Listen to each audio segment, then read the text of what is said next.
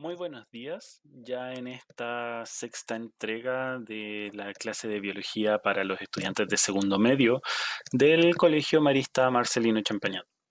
Mi nombre es Esteban Ponce y hoy vamos a continuar viendo lo que estuvimos trabajando la semana pasada sobre la unidad 2 que tiene que ver con genética. Te voy a invitar a que tengas a mano tu cuaderno, tu lápiz y tu libro y que comencemos.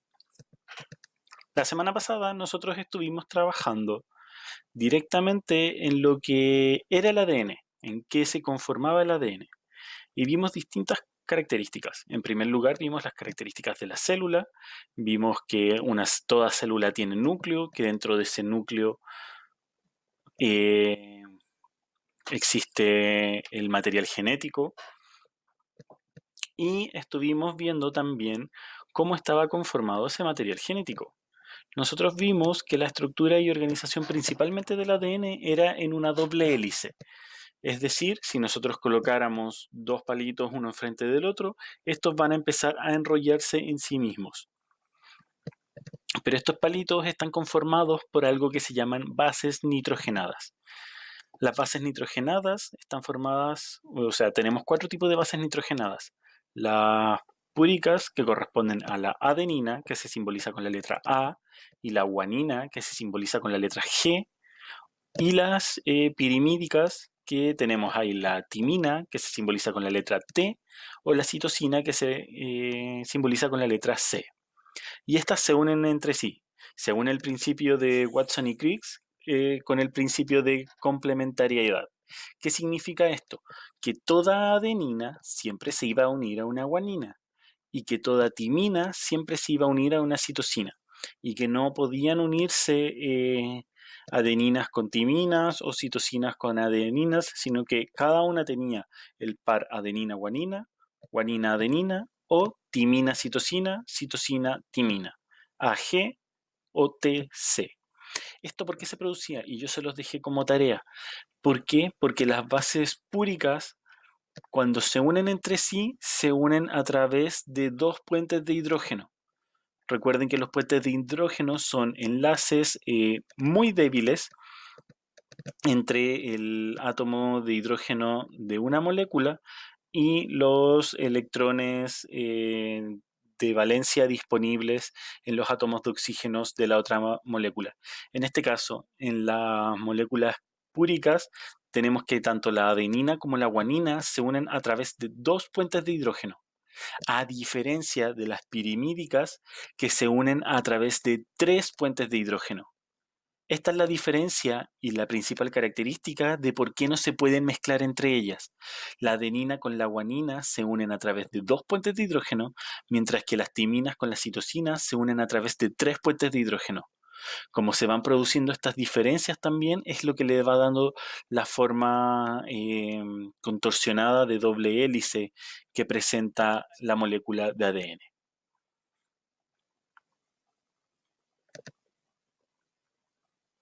Nosotros vimos que además de esto, estas hebras de doble hélice de ADN se iban enrollando en unas proteínas que se llaman histonas. Estas histonas, a su vez, se iban compactando para formar la unidad más básica que nosotros vimos del ADN y que se denomina cromosoma. Este cromosoma estaba formado por una cromátida y un centrómero y un telómero. La cromátida corresponde a una mitad de este cromosoma que va a ser exactamente igual a la otra cromátida que lo va a formar. Por eso se llaman cromátidas hermanas, porque su información es idéntica. Tenemos el telómero, que son las partes superiores e inferiores del cromosoma, y el centrómero, que es el eh, punto central, valga la redundancia del nombre, en el cual nosotros podemos dividir a las dos cromátidas. Y finalmente nosotros estuvimos viendo lo que era el cariotipo. El cariotipo es la disposición que nosotros tenemos frente a cómo están organizados y distribuidos los cromosomas para una especie. Nosotros vimos que en el caso del ser humano teníamos 46 cromosomas, 23 pares. de los cuales 22 pares son autosómicos y un par corresponde a los cromosomas sexuales. El par cromosoma sexual no lleva números, sino que lleva las letras X, y nos indican el género de la especie. Si ambos cromosomas son cromosomas X, corresponde a una mujer. Si corresponde el cromosoma XY, corresponde a un hombre. Y los otros 22 pares de cromosomas están encargados de dar la información de todo lo que es el individuo. Así, cada especie tiene una cantidad distinta de cromosomas. Hoy día vamos a ver un proceso muy complicado y engorroso denominado duplicación del ADN. Vamos a estar estudiando cómo el ADN se separa de dos hebras para formar otro par de hebras completamente idéntico al original. A resumidas cuentas, imaginemos que yo tomara una manzana, esa manzana la corto precisamente por el centro y a cada mitad de manzana le crece la otra mitad. Que vamos a tener ahí que de una manzana surgen dos manzanas exactamente iguales, ¿ya? Pero vamos a estudiar nosotros por qué pasa esto, qué organismos están interviniendo aquí para que esta molécula de ADN se pueda dividir de una a dos. Esta información principalmente sale muy resumida en la página 148 del libro. Pero nosotros a continuación vamos a estar trabajando con un video que el audio ustedes lo van a poder escuchar, en el cual yo voy a irles explicando con más detenimiento los procesos que van ocurriendo en la duplicación de ADN. Entonces, empecemos.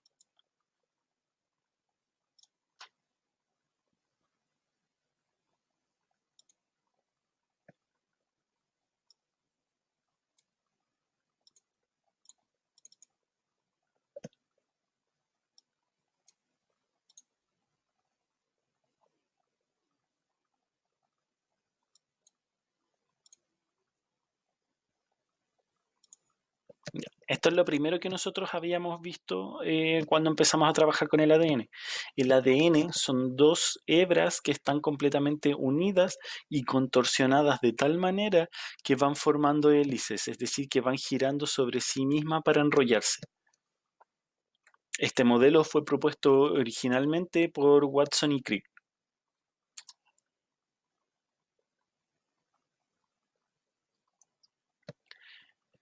Cada cadena está formada por secuencias de desoxirribonucleótidos que dice acá.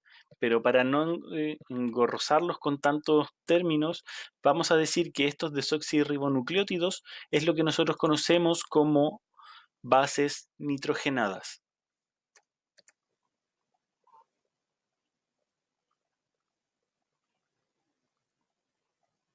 Entonces tenemos en el ADN 4 bases nitrogenadas: la adenina, la citosina, la guanina y la timina.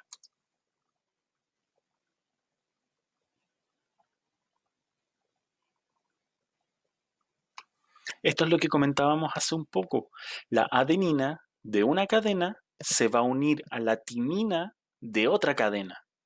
Y así van a formar que estas dos cadenas siempre estén unidas.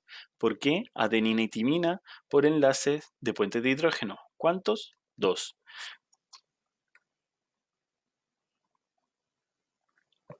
Asimismo, una citosina, la C, siempre se va a unir a la guanina de la otra cadena.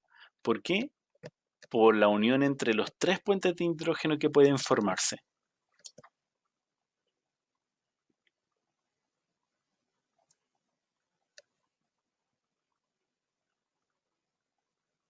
Ya. Cuando hablemos de los extremos 5' y 3', estamos hablando en la disposición de los átomos de carbono en los cuales se encuentran los grupos fosfato de las bases nitrogenadas. Para que lo puedan entender de una mejor manera, vamos a numerar los carbonos que tiene cada una de las secuencias aquí presentes, y el quinto carbono de esta secuencia va a ser el carbono 5' y el tercer carbono de esta secuencia va a ser el carbono 3'.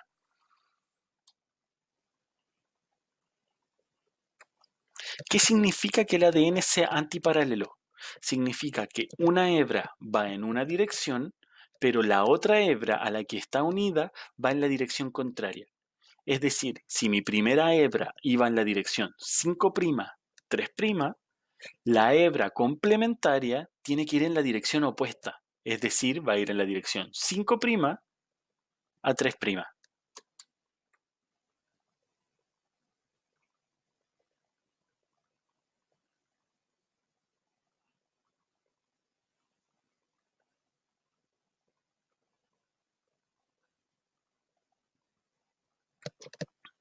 Entonces, para poder iniciar la duplicación del ADN, así como yo les dije que tenía esta manzana y que la cortaba precisamente por el centro para dejar dos partes iguales, de la misma manera la molécula de ADN se tiene que dividir en dos. ¿Y cómo se va a dividir? A través de estas hebras. Nosotros sabemos que tenemos una hebra y la hebra paralela que están unidas, ¿por qué? Por los puentes de hidrógeno que unen las bases nitrogenadas. La ventaja que tienen los puentes de hidrógeno es que son enlaces muy poco energéticos. Por lo tanto, cualquier alteración mínima de energía, cualquier tipo de energía leve que uno le administre, se van a romper. Y ese es el primer paso para la iniciación de la duplicación del ADN. Entonces, la enzima, nosotros vamos a ver muchas enzimas. La primera de ellas que deberíamos ver y que no aparece acá en el video es la enzima topoisomerasa. Esta enzima se encarga de aligerar la tensión superficial que existe en la molécula de ADN. Nosotros sabemos que esta molécula está contorsionada. Si yo empezara a abrir esta hebra, como está contorsionada, empezaría a formar nudos. Y estos nudos, si yo les genero mucha fuerza para poder intentar romperla más, va a hacer que mi molécula de ADN se rompa. Y esto no me sirve, porque a mí no me sirve duplicar una molécula que se encuentra rota. Entonces, la enzima topoisomerasa lo que hace es aligerar esta carga. ¿Y cómo lo hace? Pasa encima de la molécula de ADN y va, a ver, ¿cómo explicarlo de manera más sencilla? Imaginemos que la hebra de ADN es el pelo ondulado de una persona, pero a esta persona no le gusta tener su pelo ondulado y para poder peinárselo bien quiere tener el pelo liso. Lo que yo hago es pasarle la plancha por encima del pelo, aplicarle calor y ¿qué pasa con el pelo? De pelo ondulado me pasa a pelo liso. De la misma manera funciona la enzima topoisomerasa. La enzima topoisomerasa es esta plancha que pasa por el pelo alisándolo y me deja la molécula plana. ¿Para qué? Para que estas energías de torsión no me afecten y no me la rompa. Entonces la primera enzima, la enzima topoisomerasa, es como esta plancha de pelo que nosotros le pasamos por el pelo a las personas con el pelo crespo, como el mío, y lo alisa. Después de eso viene la enzima helicasa. Y esta enzima lo que hace es también pasa por encima de la hebra de ADN, pero le va entregando una energía mínima. ¿Para qué? Para que se vayan rompiendo las dos hebras.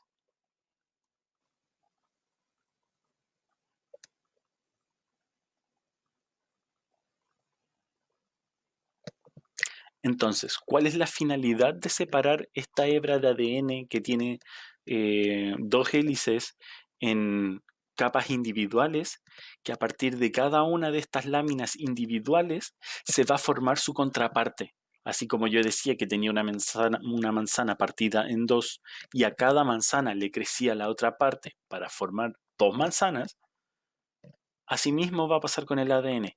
Voy a tener una hélice que ya se encuentra rota a la mitad y a cada una de esas le va a crecer su parte complementaria, le va a crecer la otra parte. Entonces así, de tener una molécula de ADN con dos hélices, que yo separé esas dos hélices, voy a tener dos moléculas de ADN con dos hélices cada una.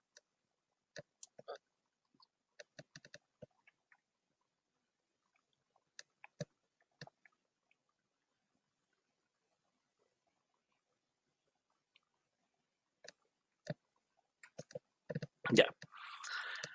La siguiente enzima que participa corresponde a la enzima primasa. La enzima primasa se ubica en algún segmento del ADN y forma algo denominado primer. El primer es un conjunto de bases nucleótidas o de bases nitrogenadas que empiezan la cadena de duplicación.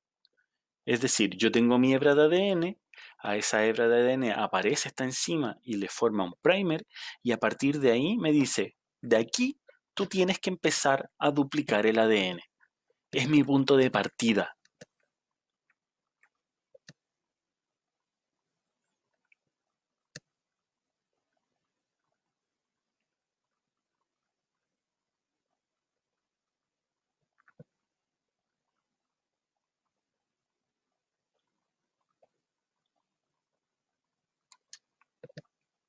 Entonces, posteriormente a que la ADN primasa ha formado el primer primer, el punto de partida, aparece la ADN polimerasa 3.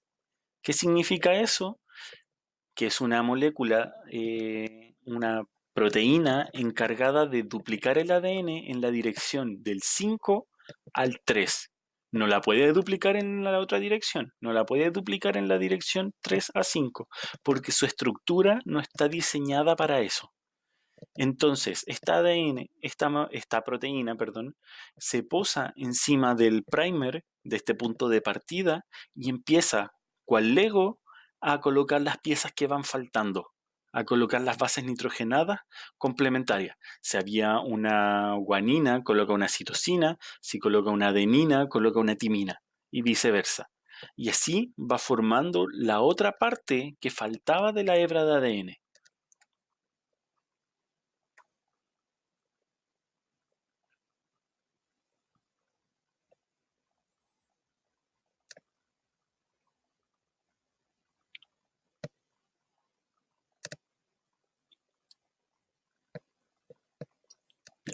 Entonces, recordemos que este proceso de duplicación del ADN se forma de manera normal cuando vamos en la dirección 5', 3'.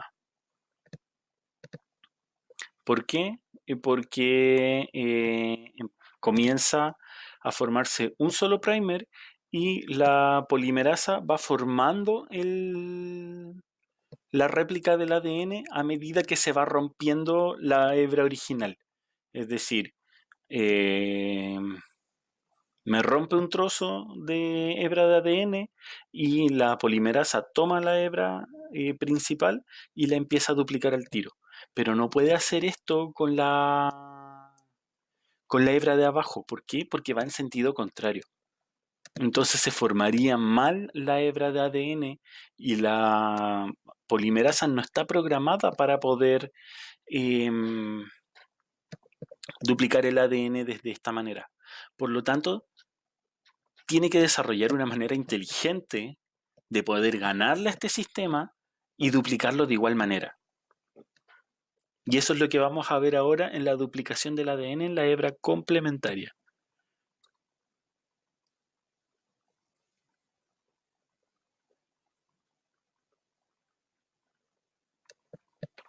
Nosotros sabíamos que en la hebra continua se formaba un solo primer, un solo punto de comienzo, y después, a partir de ese punto de comienzo, se iba duplicando el ADN.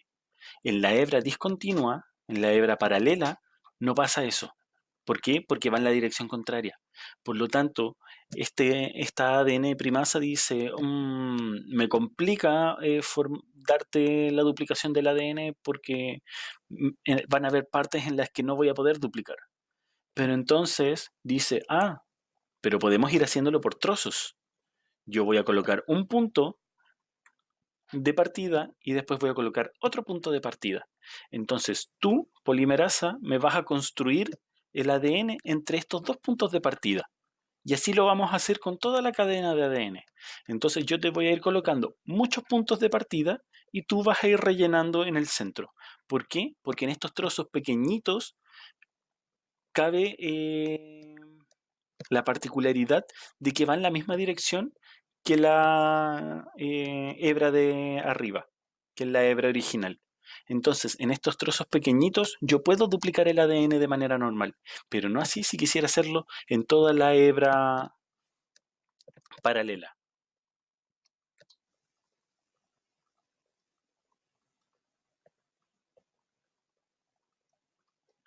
Entonces, esta ADN polimerasa 3 va a sintetizar ADN entre los puntos de partida múltiples que yo voy a ir colocando en toda esta cadena. Estos trozos de ADN que se van formando se denominan fragmentos de Okazaki. Son trozos cortos de ADN unidos por dos primers.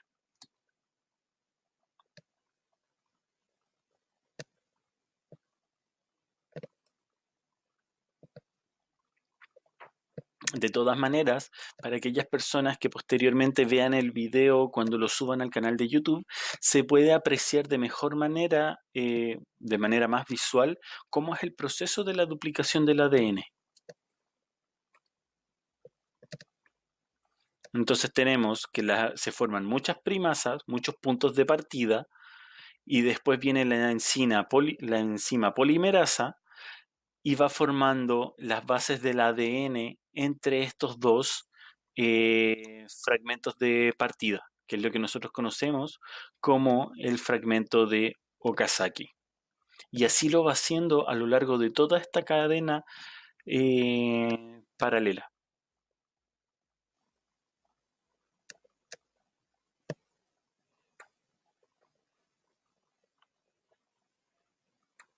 Ya. Posteriormente, cuando ya tenemos todas las cadenas completas con estos puntos de control, los primers y las cadenas de ADN, viene una enzima que se llama exonucleasa y se encarga de sacar estos puntos de partida que teníamos originalmente. Porque a mí no me sirve tener ARN. Yo necesito que todo sea ADN.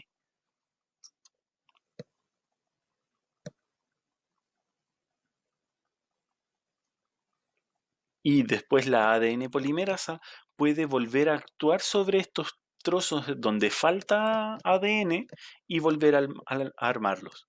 Imaginemos entonces, tenemos un punto de partida, relleno con ADN, otro punto de partida. Cuando ya está relleno de ADN, viene una enzima y saca estos puntos de partida y después viene otra enzima y construye ADN sobre estos puntos de partida. ¿Para qué? Para dejar todo lleno de ADN.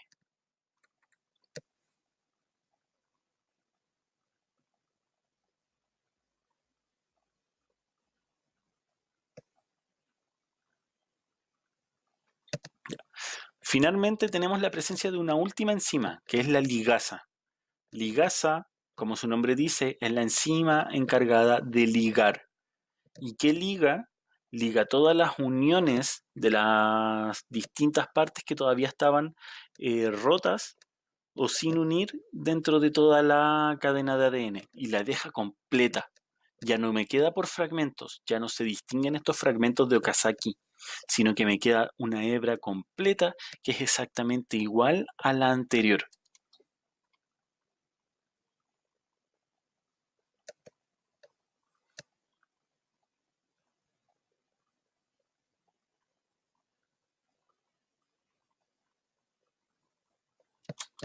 Una vez que se ha terminado de ligar toda la molécula de ADN, la topoisomerasa vuelve a hacer efecto y vuelve a torsionar la molécula para que me quede con su forma de doble hélice.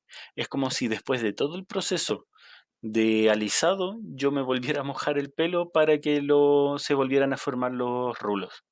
Es exactamente lo mismo. Y vuelven a su forma original. Pero ya no hay una, ahora hay dos.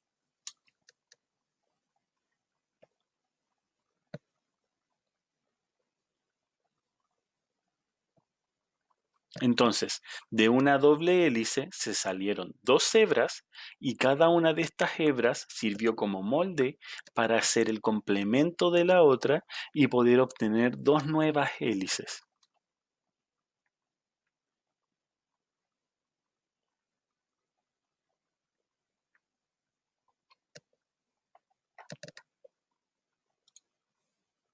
Entonces, para ir resumiendo un poco, lo que aparece en el libro en la página 148 es exactamente lo mismo que estuvimos viendo nosotros.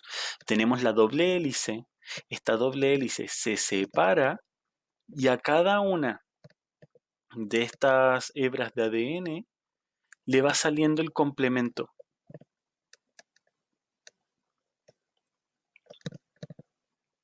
Y a partir de este complemento es que se van formando las nuevas hebras de ADN. Y así sucesivamente. Y así es como se produce el proceso de la duplicación del ADN. Entonces, durante el proceso de la replicación, se rompe la unión entre las bases nitrogenadas, es decir, se rompen estos puentes de hidrógeno, provocando que las hebras de ADN se separen, como si se tratara de dos cuerdas que se desenrollan. Por ello, las bases nitrogenadas quedan expuestas. ¿A qué? A la presencia de estas enzimas, sirviendo de molde para generar las nuevas hebras de ADN mediante la adición de nucleótidos complementarios, es decir, de su base nitrogenada complementaria. Entonces, al ser completada la replicación, se cuenta con dos moléculas de ADN idénticas. Cada una de ellas está formada por una hebra de ADN antiguo y otra de ADN nuevo.